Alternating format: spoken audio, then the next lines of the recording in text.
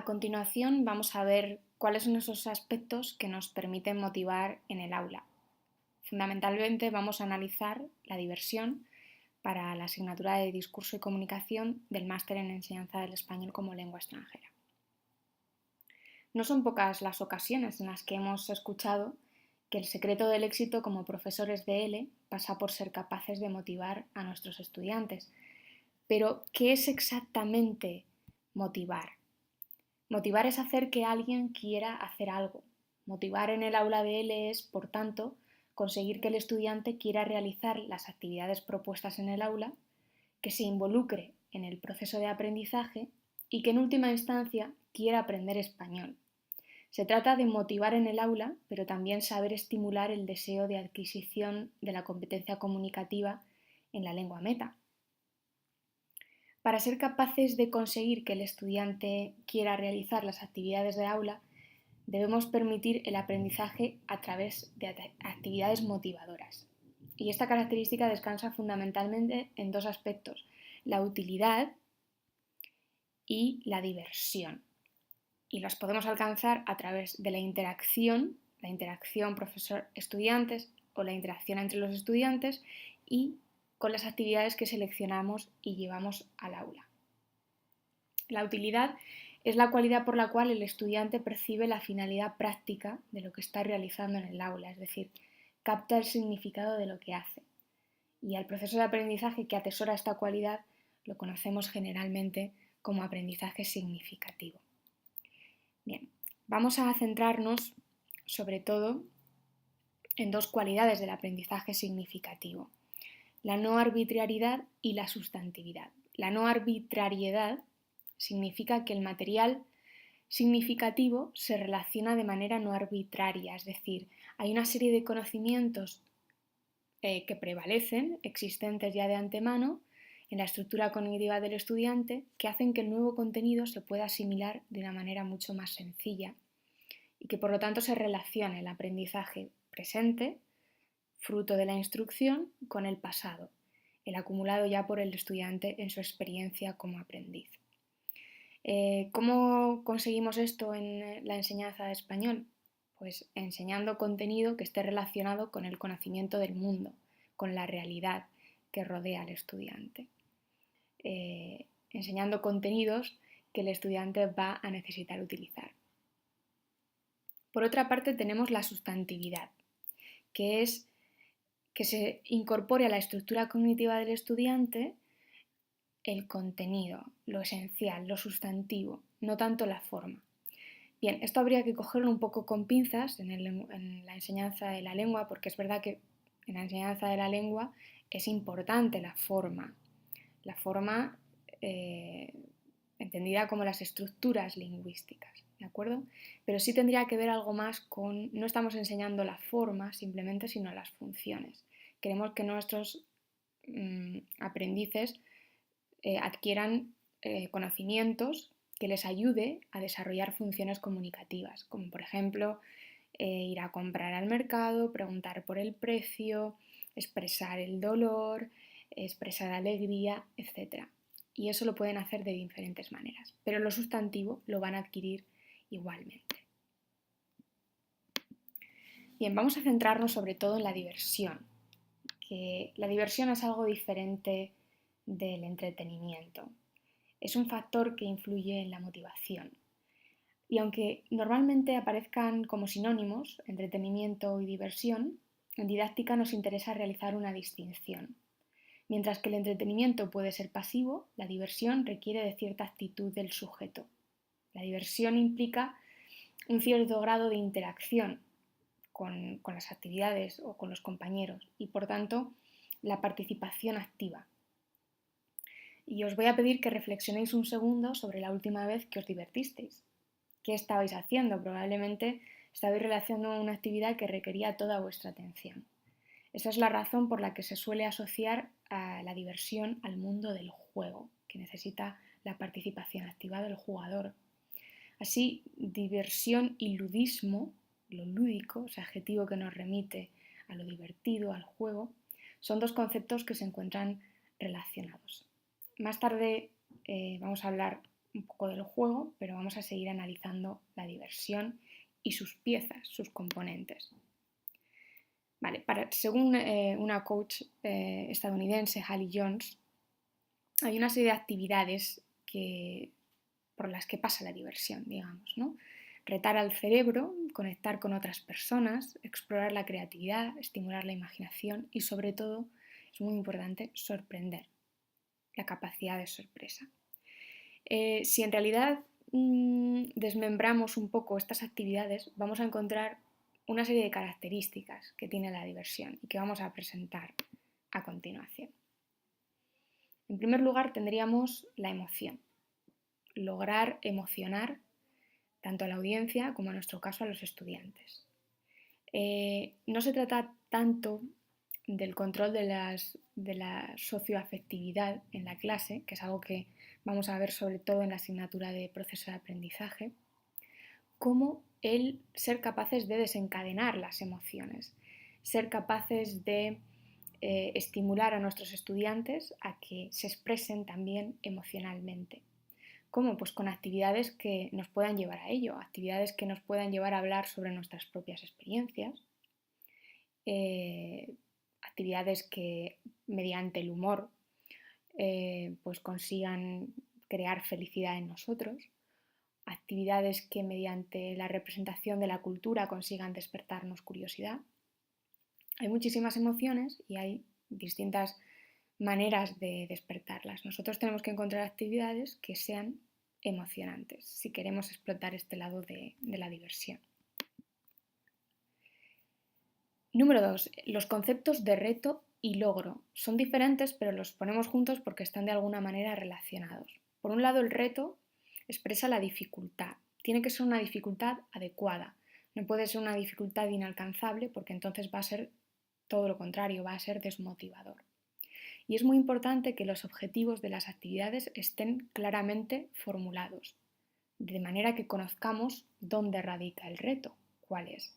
Si no conozco los objetivos, no conozco las metas, también es un efecto desmotivador, puesto que no lo voy a ver como un reto, sino como algo incomprensible. Por otro lado, el logro. El logro tiene que ver con el avance, con los resultados visibles. Esto también es muy importante. Las actividades que llevemos a clase y lo que pidamos hacer a nuestros estudiantes van a ser infinitamente más motivadores si conseguimos que esos resultados que ellos obtienen sean visibles en la realidad. ¿Cómo conseguimos esto? Pues, por ejemplo, haciendo que las actividades estén conectadas con la realidad. Si estamos dando clase en un contexto de inmersión, donde nuestros estudiantes han venido, por ejemplo, a España a aprender español, pues sería interesante hacer actividades de simulación con ellos que después, cuando salgan del aula, van a tener que hacerlas en la realidad, como por ejemplo una actividad en la que tienen que llamar por teléfono para encontrar un piso. Hay muchísimas otras, pero ese sería un ejemplo, ¿de acuerdo? Resultados visibles. Número 3. La competitividad y el aprendizaje cooperativo. También las ponemos juntas porque no es que sean parecidas, al revés, parecen opuestas. Por un lado la competitividad y por otro lado el tan cacareado aprendizaje cooperativo. Tenemos que encontrar un justo medio si queremos llevar al aula actividades motivadoras, porque lo que está claro es que la competitividad de alguna manera es divertida, estimula. Y desde la educación siempre se ha intentado discutir un poco el efecto de la competitividad en los estudiantes, algo totalmente comprensible, porque lo que queremos es educar a ciudadanos que colaboren entre ellos, no que compitan por la supervivencia, ¿no? Entonces tenemos que tratar de camuflar un poquito esa competitividad o hacerla de una manera lúdica, o incluso hacer colaboración y aprendizaje cooperativo para competir contra otros grupos en aprendizaje cooperativo, ¿no? El caso es que las dos son componentes fundamentales de la diversión. Número 4. Cuarto componente de la diversión, la exploración. ¿Vale? El reconocimiento de nuevos mundos, lo nuevo, lo desconocido, y que tiene que ver con lo que decía Hallie de la sorpresa. Explorar nos divierte. Conocer cosas nuevas nos divierten porque nos sorprende. Entonces, Algo que tenemos que explotar un poco en la clase de lenguas es que somos representantes de una cultura que nuestros estudiantes desconocen. Y eso es tremendamente divertido y tremendamente apasionante para quien tiene que adentrarse en esa cultura. Así que no dejemos de lado esos factores culturales que pueden motivar y estimular tanto a nuestros estudiantes a la lengua que están aprendiendo. Número 5, la creatividad. Siempre va a ser mucho más estimulante una actividad en la que nuestros estudiantes deban crear algo por sí mismos. La creatividad, como aquí bien dice, permite al estudiante proyectar sobre las cosas una mirada singular, su propia mirada, es la expresión de su propia inteligencia. Y además permite salir de esa rutina autoaprendida, de manera que se creen otros caminos. Para esto es muy importante que el profesor tenga cierta flexibilidad y sea capaz de admitir diferentes resultados también y diferentes respuestas. Y hay una manera también de fomentarlo, que es animando a los estudiantes a que hagan sus propias respuestas, salirnos un poco de ese camino vallado que a veces ponemos los docentes para que no se nos desmadren las posibilidades, ¿no? No tener miedo a la diferencia, a la creatividad. El humor. El humor tiene una doble cara, porque sabemos que el humor está muy basado en la burla y en temas culturales es muy fácil basar el humor en cuestiones de estereotipos y nosotros queremos precisamente combatir los estereotipos porque somos profesores de lengua, enseñamos una cultura, pero no enseñamos estereotipos y no enseñamos la cultura a través de cuestiones estereotípicas, ¿de acuerdo? Pero sí nos puede servir el humor como material, como recurso, por ejemplo, para trabajar pautas interaccionales o de cortesía, o trabajar la entonación o la ironía, como por ejemplo los monólogos que existen, ¿no? Que podemos encontrar en la red. Entonces, podemos trabajarlo como un material, siempre teniendo cuidado que no nos pasemos de graciosos. Eso es importante. Y el último factor de la diversión es la movilidad y la manipulación. Pues no sabemos por qué, pero nos parece muy divertido bailar, nos parece divertido movernos, utilizar el cuerpo, utilizar las manos, ¿de acuerdo? Para esto son muy útiles las dramatizaciones, hacer escenificaciones en las que los estudiantes deban interpretar un papel no solo hablando y conversando en sus sillas, sino también levantándose, teniendo que gesticular. Estas cosas suelen ser muy divertidas e interesantes.